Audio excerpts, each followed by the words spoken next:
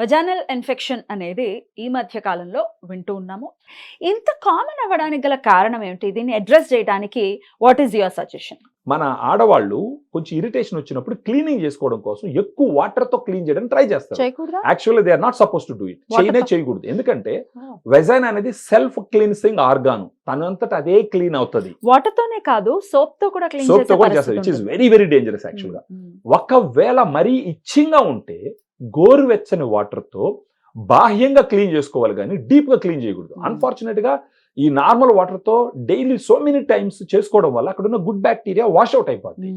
అప్పుడు అక్కడ vaginal pH వచ్చి మెయింటైన్ చేసే ఛాన్స్ ఉండదు. అప్పుడు బ్యాడ్ బ్యాక్టీరియా తనంత తను గ్రో అవుతుంది. అప్పుడు అది ఇన్ఫెక్షన్స్, ఇన్ఫ్లమేషన్ అన్ని కాజ్ చేస్తుంది.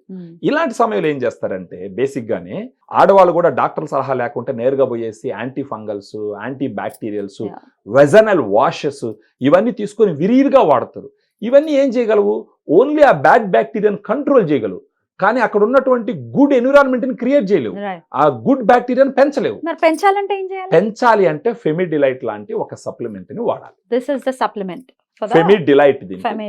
దీంట్లో ఒక 2 రకాల లాక్టోబాసిల్లస్ స్ట్రెయిన్స్ ఉంటాయి మేడం. వీటిని యుఎస్ నుంచి ఇంపోర్ట్ చేయించినాం. యుఎస్ లో డానిస్కో అనే ఒక కంపెనీ ఉంటుంది. దానికి 100 years హిస్టరీ ఉంది ప్రోబయాటిక్స్ తయారు చేయడం, గుడ్ బ్యాక్టీరియా తయారు చేయడంలో. అక్కడి నుంచి ఈ స్ట్రెయిన్స్ ఇంపోర్ట్ చేయించి ఇక్కడ మనం క్యాప్సూల్స్ లో మ్యానుఫ్యాక్చర్ చేయించినాం.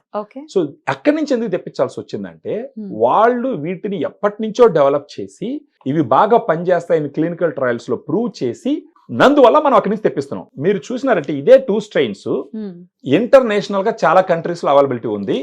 ఆ పేరు ఏంటంటే హవారు ఫెమినైన్. హవారు ఫెమినైన్ అనేది ఇంటర్నేషనల్ బ్రాండ్ నేమ్.